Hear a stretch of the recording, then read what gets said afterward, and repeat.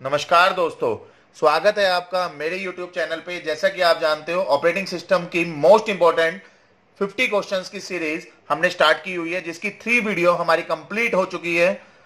Next video में लेके आया हूं 10 क्वेश्चंस की, जिसके अंदर हम प्रोसेस से रिलेटेड बात करेंगे। काफी क्वेश्चंस हम मेमोरी मैनेजमेंट के इसमें डिस्कस करेंगे, कुछ क्वेश्चन हम डिस्क शेड्यूलिंग से रिलेटेड क्वेश्चंस को डिस्कस करेंगे। तो प्लीज लाइक, सब्सक्राइब, शेयर जरूर करिए। क्वेश्चन को हम स्टार्ट करते हैं। वेरी फर्स्ट क्वेश्चन आ रहा है हमारा डिश शेड्यूलिंग के ऊपर। यहां पर क्वेश्चन में क्या गिवन है, टोटल नंबर ऑफ सिलेंडर्स हमें गिवन है 100 सिलेंडर्स। ये रिक्वेस्ट हमें गिवन है जो कि हम स्टार्ट कर रहे हैं 434। इस तरह से सीक्वेंस हमें दी हुई है। करंटली हेड की पोजीशन दी हुई है, वो है हमारी 50। What is the time taken to satisfy, जितनी भी रिक्वेस्ट है, it will take 1 millisecond to move the cylinder to adjacent one. The SSTF policy, देखिए यहां पर मेन पॉइंट आपको नोट करना है, कौन सी पॉलिसी आपको यूज करनी है। जो कि इसने पॉलिसी गिवन की हुई है एसएसटीएफ। एसएसटीएफ का मतलब होता है शॉर्टेस्ट सीक टाइम फर्स्ट। तो यहां पर जब कभी भी आप क्वेश्चन दिया हुआ हो, सबसे पहले आप इस तरह से डायग्राम बनाओगे। डायग्राम में वैल्यू आपको देखना है, मिनिमम वैल्यू क्या है। मिनिमम वैल्यू है यहाँ पर 2, मैक्सिमम वैल्यू है यहाँ पर 73। तो जो भी वैल्यू दे रखी है मिनिमम और मैक्सिमम, उसके कॉरस्पॉन्डिंग यहां पर सिलेंडर टोटल दिए हुए हैं 100 सिलेंडर। तो हमेशा ध्यान रखना है, मिनिमम वैल्यू है 2, तो 0 से स्टार्ट करेंगे हम। मैक्सिमम वैल्यू क्या जाएगी 99। तो टोटल नंबर ऑफ सिलेंडर हो गए हमारे 0 से लेके 99, दैट इज द 100 सिलेंडर्स हमारे यहां पर हो चुके हैं। अब जो जो रिक्वेस्ट है उसको यहां पर लिखते जाओ। 0 के बाद 2 आएगा, 2 के बाद असेंडिंग ऑर्डर में यहां पर लिखते जाना रिक्वेस्ट के अकॉर्डिंग। 4 के बाद यहां पर दे रखा है 6, देन 7 के बाद 10। इस तरह से जो भी वैल्यू हमें गिवन है, 10 के बाद है यहां पर 15 के बाद गिवन है 19 के बाद हमारी वैल्यू है यहां पर 19 होने के बाद 20 के बाद वैल्यू है यहां पर 34। देखिए करंट सिलेंडर भी यहां पर काउंट करना है, करंट सिलेंडर है 50, तो इसको भी काउंट करेंगे हम। और उसके बाद 73 एंड फाइनली लास्ट होगा हमारा 99। तो करंट सिलेंडर की पोजीशन दी हुई है यहां पर, इसको मैं मार्क कर रहा हूं 50। आपको स्टार्ट करना है। स्टार्ट करने के लिए आपको जो पॉलिसी यूज करनी है वो कौन सी पॉलिसी है, एसएसटीएफ। एसएसटीएफ क्या कहता है, शॉर्टेस्ट सीक टाइम फर्स्ट। तो सबसे शॉर्टेस्ट से शॉर्टेस्ट ये मूव करेगा। तो देखिए 50 के एडजेसेंट में यहां पर क्या लिखा हुआ है 73, इसके एडजेसेंट यहां पर क्या लिखा हुआ है 34। तो इन दोनों का डिफरेंस अगर मैं निकालूं तो डिफरेंस आ रहा है 16। इन दोनों का डिफरेंस अगर मैं निकालूं तो डिफरेंस आ रहा है 23। तो दोनों में से शॉर्टेस्ट कौन सा होगा, कितना कम से कम डिस्टेंस किसको कितना, कौन सी रिक्वेस्ट को सर्व करेगा ये, सबसे पहले 16 को। तो यहां से स्टार्ट करके यहां पर मूव करेगा। सबसे पहले ये जो हेड मूव करेगा 50 से कहां जाएगा 34। अब 34 से लेफ्ट में 20 है और राइट में क्या है 73। तो दोनों में डिफरेंस निकाले तो सबसे नजदीक कौन सा है 20। उसके बाद 19, उसके बाद 15, उसके बाद 10, उसके बाद 7। इस तरह से मैं यहां पर ड्रॉ करता जा रहा हूं। क्लियर। तो इस तरह से हम रिक्वेस्ट को फुलफिल करते जाएंगे। जितनी भी रिक्वेस्ट हमारी दी हुई है वो मैंने यहां पर ऊपर पहले ही लिख ली है। ये शॉर्टकट वे है, ठीक है। ये 6 हो गया, ये 4 हो गया और ये 2 हो गया। क्लियर। और 2 होने के बाद 0 यहां पर नहीं है, ये तो हमने सीक्वेंस जो दी हुई थी उसके अकॉर्डिंग यहां पर रिक्वेस्ट लिखी थी। तो 2 के बाद कौन सी रिक्वेस्ट है, जो रिक्वेस्ट यहां पर है सिर्फ उन्हीं को फुलफिल करेंगे हम। 2 के बाद कौन सी रिक्वेस्ट है, यहां पर कोई भी नहीं है, हम राइट में जाएंगे। राइट में हमारी जो रिक्वेस्ट है वो क्या है 73। ठीक है। तो इस तरह से आप यहां पर पूछा हुआ है कि एसएसटीएफ अगर पॉलिसी में यूज करूं तो कितना डिस्टेंस आएगा। डिस्टेंस देखो निकालने के शॉर्टकट मेथड मैं बता रहा हूं। 50 से लेके यहां पर मूव किया तो 16 इसने मूव किया। 34 से 20 कितना मूव किया इसने 14।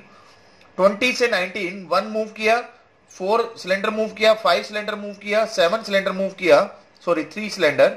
उसके बाद यहां पर 1, यहां पर 2, यहां पर 2। इसको यूज करने से बढ़िया इसका सम कर लो, या मैं ये कहूंगा 50 से लेके 2 तक ये मूव कर ही जा रहा है। तो 50 माइनस 2 इतने नंबर ऑफ सिलेंडर आ जाएंगे। इसका सम करके देख लेना, डायरेक्ट मैंने शॉर्टकट बताया है। 50 से स्टार्ट किया, कहां तक जा रहा है, ये सीक्वेंस में जाता ही जा रहा है। तो 2 तक मूव कर रहा है। तो कितने नंबर ऑफ सिलेंडर ये मूव करेगा? 38। अब 2 से डायरेक्ट कहां गया? 73। तो 73 माइनस 2 अगर करें तो कितना आ जाएगा? 71। इन दोनों का टोटल कर दो, इतने नंबर ऑफ सिलेंडर इसने मूव किए हैं यहां पर, तो यहां पर आ जाएगा 9 and that is the 3 plus 7 is, sorry 50 minus 2 is 48 है, ठीक है। तो 4 प्लस 7 इज 11। तो टोटल नंबर ऑफ सिलेंडर आ जाएंगे यहां पर 119। तो इसने क्वेश्चन में दिया हुआ है सिलेंडर को मूव करते हुए एडजेसेंट 1 में मूव करेगा तो 1 मिली सेकेंड लगेगा, तो इनटू में 1 कर दो तो total number of millisecond आ जाएगा 119 मिली सेकेंड। तो राइट आंसर हो जाएगा इस क्वेश्चन का, जो कि हमें डी पार्ट में दिया हुआ है। D part is the right answer for this question. Clear? तो इस टाइप से हम क्वेश्चंस को करते जाएंगे। नेक्स्ट क्वेश्चन आ रहा है ओवरले के ऊपर, तो नेक्स्ट क्वेश्चन को देखते हैं यहां पर क्या बता रहा है। देखिए ओवरले क्या होता है, ऑपरेटिंग सिस्टम में एक बहुत इंपॉर्टेंट कंसेप्ट है ओवरले। ओवरले क्यों यूज करते हैं हम? ओवरले तब यूज करते हैं जब हमारे पास मेन मेमोरी का जो साइज है उसका साइज कम होता है प्रोग्राम के साइज से। प्रोग्राम का साइज मान लीजिए हमारा है 14K, ठीक है, और मेन मेमोरी का साइज है हमारा 10K। तो जब कभी भी हमारा प्रोग्राम का साइज अगर मेन मेमोरी के साइज से बड़ा हो जाए तो उस केस में हम ओवरले यूज करते हैं। ओवरले क्या कहता है? कुछ कुछ पार्ट में डिवाइड कर देगा इस प्रोग्राम को, ठीक है। तो कहने का मतलब है इसमें कैसे हम अप्लाई करेंगे, तो हम पार्टीशन कर देंगे, यहां पर फिजिकल मेमोरी का पार्टीशन कर देगा ये, ठीक है। तो वो कैसे करेगा? देखिए मेन मेमोरी का जो टोटल साइज है वो 20 मान के चलो, 20 को ये डिवाइड कर देगा एक 14 में और एक 6 में। तो 14 को यहां फुलफिल कर देगा और 6 इसके पास स्पेस अवेलेबल हो जाएगा, ठीक है। तो इसको कैसे हम एग्जीक्यूट करेंगे वो देखते हैं। देखिए यहां पर आपको क्वेश्चन में दिया हुआ है रूट से लीफ नोड तक जाओ, तो रूट का साइज है 2KB। अगर मैं इस तरफ मूव कर रहा हूं तो 4KB, 2 प्लस 4 बिल्कुल डेप्थ तक हम जा रहे हैं, तो 6 प्लस 4 प्लस 2, तो टोटल डी तक जब ये पहुंचेगा तो टोटल साइज कितना इसको मूव करना पड़ेगा? टोटल साइज जो इसको चाहिए वो चाहिए 12KB। रूट से स्टार्ट करेंगे, फिर यहां पर जाएगा, फिर यहां जाएगा, 6 प्लस 4 प्लस 2 दैट इज 12। अगर ये डी को ना यूज करके ई को यूज करता है तो रूट से स्टार्ट करेगा, तो रूट से स्टार्ट किया 2 प्लस 4 प्लस 8। क्लियर? तो ये टोटल आ जाएगा ई। अगर प्रोग्राम को यूज करता है तो टोटल इसको यूज करना पड़ेगा 14KB साइज चाहिए इसको। F 2 plus 6 plus 2 that is 10KB, और जी के लिए इसको चाहिए 4 plus 8 plus 2 that is equal to 14KB। तो इसमें जो मैक्सिमम साइज है, मैक्सिमम साइज क्या है हमारा? 14KB। तो मेन मेमोरी का जो साइज बनाएगा ये वो क्या बना देगा? 14KB।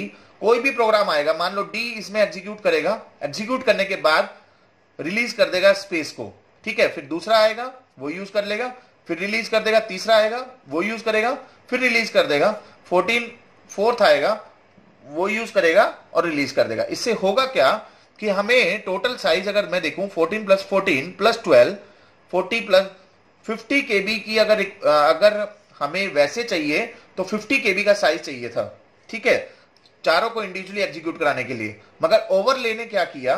मैक्सिमम साइज को यूज किया, 1 बाय 1 इसको एग्जीक्यूट कराया, जिससे क्या है कम से कम मेमोरी में हमारा काम चल गया। That is the main use of the overlay.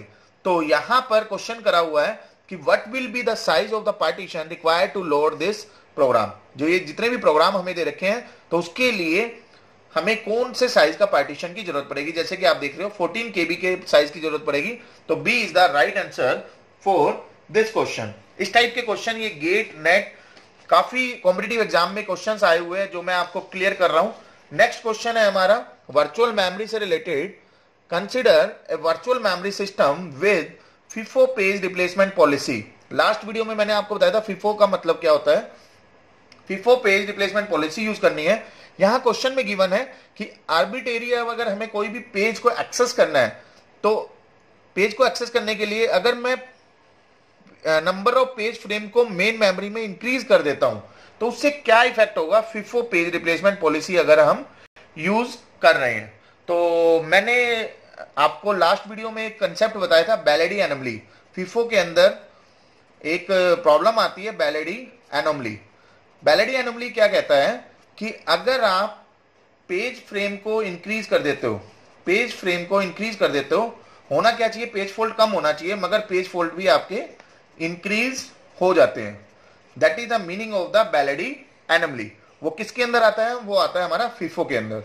तो वही कंसेप्ट यहां पर बोल रहा है, फीफो में अगर हम पेज फ्रेम को इंक्रीज कर दे मेन मेमोरी में, तो उसमें some time increase the number of page fault. मैं ये नहीं कहता कि हमेशा ही होगा, मगर काफी टाइम ये होता है, सम टाइम हो सकता है। तो इसका राइट आंसर हो जाएगा some time increase the number of page fault when the increasing the number of page frame in the main memory by using FIFO page replacement policy.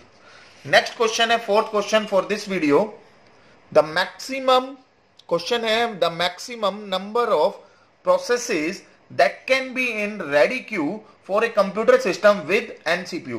देखिए अभी तक मैंने आपको क्वेश्चन बताया कि एक ही सीपीयू है, तो प्रोसेस के अंदर हम रेडी स्टेट और नंबर ऑफ स्टेट हम यूज करते हैं, उसको एग्जीक्यूट करते हैं। एग्जीक्यूट करने के बाद हमें पता चलता है कि कितने नंबर ऑफ प्रोसेसेस एग्जीक्यूट हो सकते हैं। तो यहां पर क्वेश्चन में करा हुआ है कि नंबर ऑफ सीपीयू आपके एन है, ठीक है, तो उस केस में मैक्सिमम नंबर ऑफ प्रोसेस कितने हो सकते हैं रेडी स्टेट के अंदर।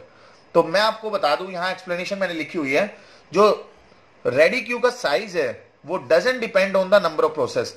रेडी क्यू का साइज कभी भी डिपेंड नहीं करता है कितने नंबर ऑफ प्रोसेसेस उसके अंदर आ रहे हैं, ठीक है। सिंगल प्रोसेसर सिस्टम में have larger number of process waiting in the ready queue. कोई भी कितना भी बड़ा प्रोसेस क्यों ना हो, उसका साइज कितना भी बड़ा क्यों ना हो, सिंगल प्रोसेस में भी काम चल सकता है। तो कहने का मतलब है, यहां पर बोला हुआ है एन सीपीयू है, तो रेडी स्टेट में मैक्सिमम नंबर ऑफ प्रोसेस कितने हो सकते हैं, जैसे कि इसने बताया कि यहां पर रेडी क्यू का जो साइज है उसके अंदर doesn't depend on the number of processes.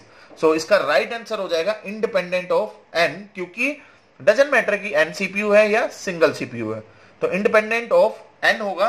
इसमें हम ये डिफाइन नहीं कर सकते कि कितने नंबर ऑफ मैक्सिमम प्रोसेस हो सकते हैं। क्लियर। तो इस टाइप से काफी क्वेश्चंस हैं जो हम डिस्कस कर रहे हैं यहां पर। नेक्स्ट क्वेश्चन आ रहा है, fifth question, which of the following doesn't interrupt A running process. तो देखिए यहां पर इंटरप्ट का मतलब होता है डिस्टर्बेंस। कोई भी रनिंग प्रोसेस में काम कर रहा है, कोई भी प्रोसेस रनिंग स्टेट के अंदर, तो ये कह रहा है कि रनिंग स्टेट में कोई भी काम कर रहा है, तो उसमें इन चारों में से कौन सा हमारा इंटरप्ट प्रोसेस नहीं है। जैसे कि आप जानते हो टाइमर, राउंड रॉबिन शेड्यूलिंग में हम टाइम क्वांटम यूज करते हैं। तो अगर किसी प्रोसेस का टाइम 10 मिली सेकेंड है और टाइम क्वांटम 10 सेकेंड दे रखा है, ठीक है, तो वो मैक्सिमम 2 सेकेंड तक ही एग्जीक्यूट कर सकता है। उसके बाद वो वापस कहां चला जाएगा, रेडी स्टेट में वेट करेगा जब तक उसकी टर्न दोबारा से नहीं आ जाती। तो टाइमर उसका टाइम आउट हो गया, तो टाइमर तो इंटरप्ट कर रहा है, बिल्कुल कर रहा है, तो ये तो आंसर नहीं होगा। उसके बाद है शेड्यूलर प्रोसेस। शेड्यूलर 3 टाइप के होते हैं आपके, एक होता है शॉर्ट टर्म शेड्यूलर, एक होता है लॉन्ग टर्म शेड्यूलर, एक होता है मीडियम टर्म शेड्यूलर। तो तीनों शेड्यूलर हमारे एक स्टेट से दूसरी स्टेट पर मूव करने के लिए हेल्प करते हैं। तो शेड्यूलर प्रोसेस भी इंटरप्ट करेगा, तो ये भी इनकरेक्ट हो जाएगा। पावर फेलियर, ऑब्वियसली आपके पास बैकअप नहीं है और पावर फेल हो गया, तो उससे भी आपका जो सिस्टम है वो रुक जाएगा, तो वो भी इंटरप्शन का पार्ट है।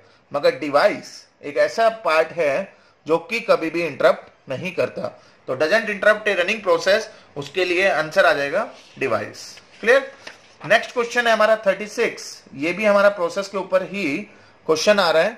तो क्वेश्चन में क्या है, प्रोसेस स्टेट डायग्राम दिया हुआ है, जो कि हम बहुत स्टार्टिंग से पढ़ते आ रहे हैं। प्रोसेस स्टेट डायग्राम, स्टार्ट है, रेडी है, रनिंग, टर्मिनेटेड ब्लॉक। ब्लॉक को वेटिंग स्टेट भी बोलते हैं। रनिंग से वेटिंग में कब आएगा, जब कोई भी इनपुट आउटपुट कंप्लीट नहीं है, कंप्लीट होते ही वापस रेडी में चला जाएगा। रेडी के बाद हम कौन से प्रोसेस को शेड्यूल करेंगे, depends on the scheduling algorithm.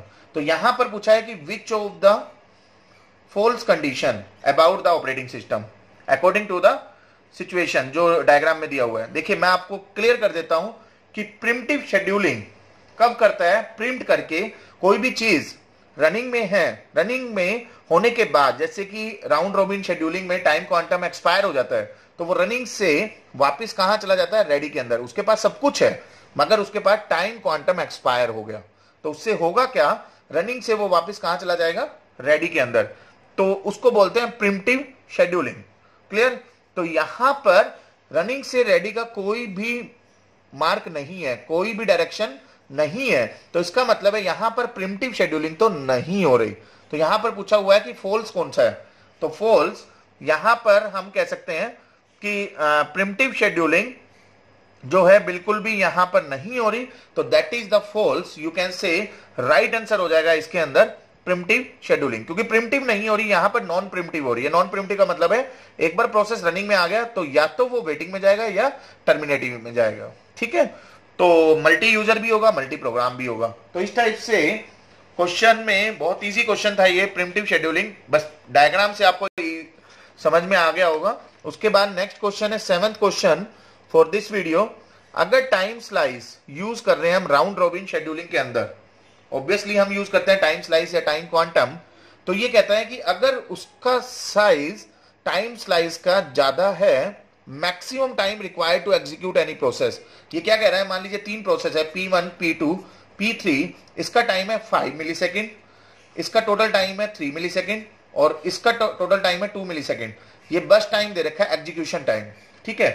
तो ये कह रहा है कि अगर टाइम क्वांटम का साइज जो प्रोसेस दे रखे हैं उसका मैक्सिमम टाइम से भी ज्यादा है, ये बोला इसने कि more than the maximum time required to execute any process, तो 3 प्रोसेस है उसका मैक्सिमम टाइम है 5, इससे भी ज्यादा अगर टाइम क्वांटम हो जाए 6 मिली सेकेंड टाइम क्वांटम दे दे, तो ऑब्वियस सी बात है कि जस्ट लाइक क्या होगा, पहला प्रोसेस ये आएगा, ये कंप्लीट करेगा क्योंकि टाइम एक्सपायर नहीं होगा, ऑब्वियसली टाइम क्वांटम ज्यादा है।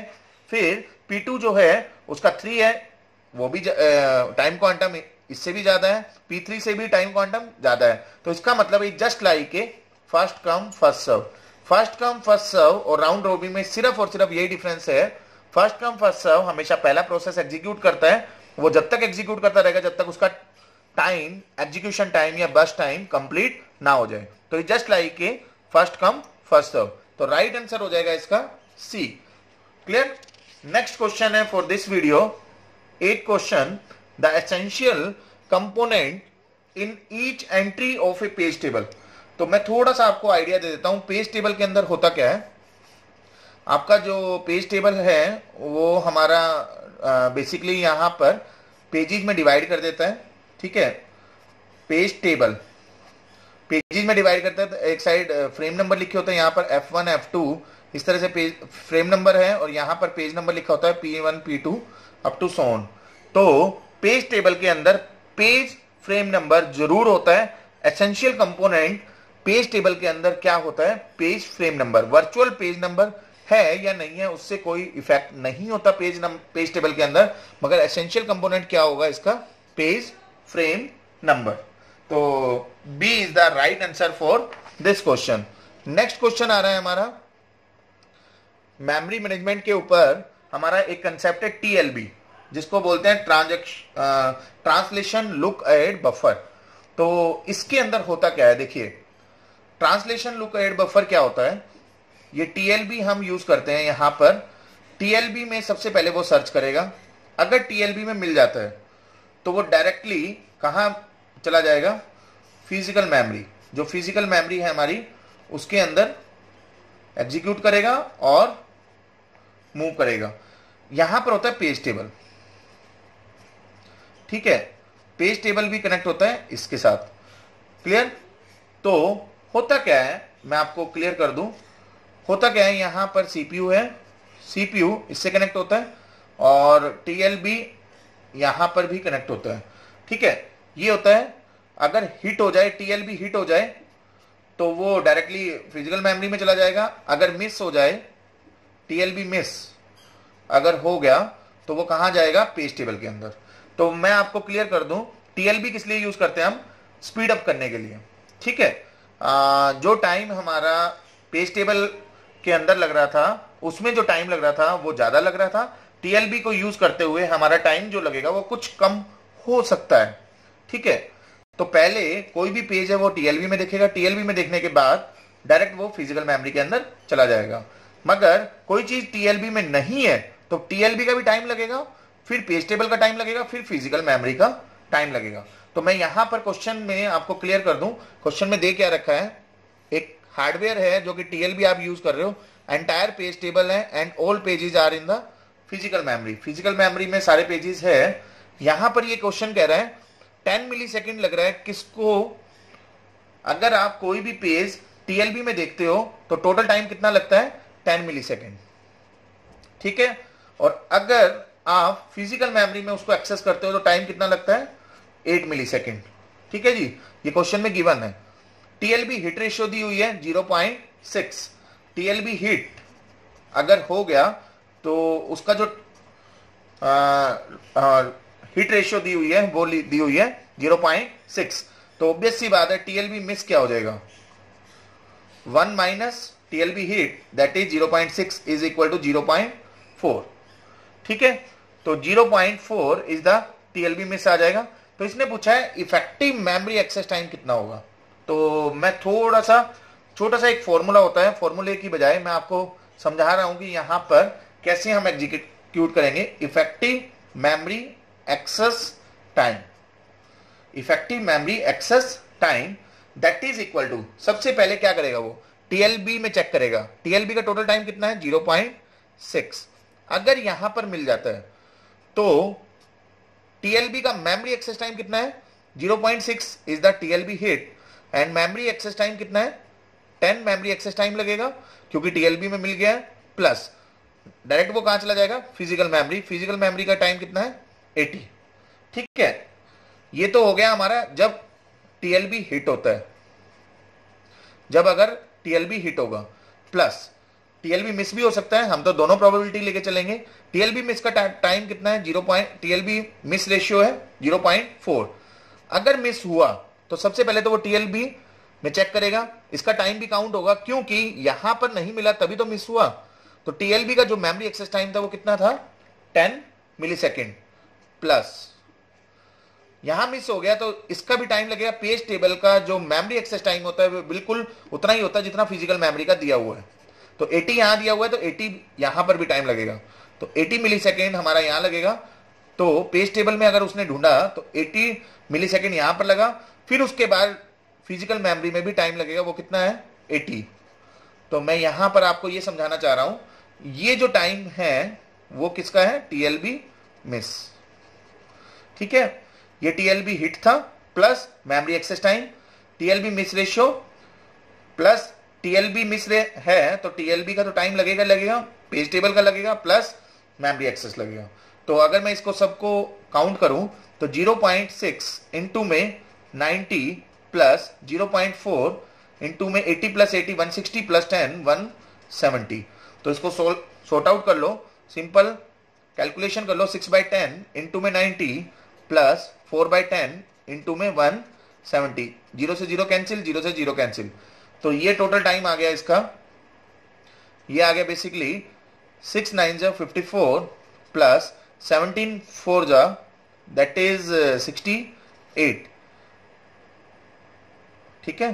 That is equal to 8 plus 4 is 12, 1 carry गया, 6 प्लस 5 11 प्लस 1 कैरी 122।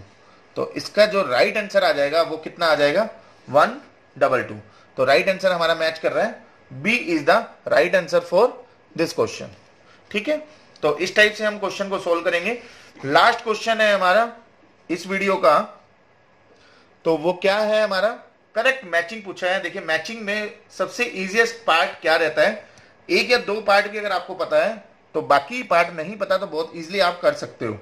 तो मैं आपको क्लियर कर दूं, टाइम शेयरिंग हमें क्वेश्चन कर चुके हैं। टाइम शेयरिंग कौन सी शेड्यूलिंग में हम यूज करते थे, राउंड रॉबिन, ठीक है। उसके बाद डिश शेड्यूलिंग, अभी मैंने पहला क्वेश्चन जो कराया है डिश शेड्यूलिंग, उसके अंदर अलग अलग मेथड होते हैं हमारे डिश शेड्यूलिंग के, वो मेथड मैं लिख देता हूं यहां पर। डिश शेड्यूलिंग में कौन कौन से मेथड हम यूज करते हैं, फिफो एक टेक्निक यूज करते हैं, एक टेक्निक एसएसटीएफ हमने यूज किया था पहले क्वेश्चन में इसी वीडियो के अंदर, एक टेक्निक होती है स्कैन, एक होता है सी स्कैन। ये अलग अलग टेक्निक के नाम है, लुक एंड सी लुक। ये सारी की सारी टेक्निक है या शेड्यूलिंग एल्गोरिथम के नाम हैं जो डिश शेड्यूलिंग में हम यूज करते हैं। तो डिश शेड्यूलिंग किससे रिलेट करेगा, हमारा स्कैन से। क्लियर। तो दो चीज अगर आपको मिल चुकी है तो ऑप्शन से आप चेक कर सकते हो। तो सी जो है वो किससे मैच कर रहा है, 1 से। तो एक ही ऑप्शन है सी 1 के साथ, तो आप दूसरा देख सकते हो A2 के साथ हमने कर ही लिया। ठीक है। बी 4 के साथ करेगा बैच प्रोसेसिंग, आपको पता है फर्स्ट इन फर्स्ट आउट को फॉलो करता है, interrupt processing last in first out. तो B4 D3, तो राइट आंसर हो जाएगा for this question is C. So please like subscribe share जरूर करें। Thank you, thanks to all.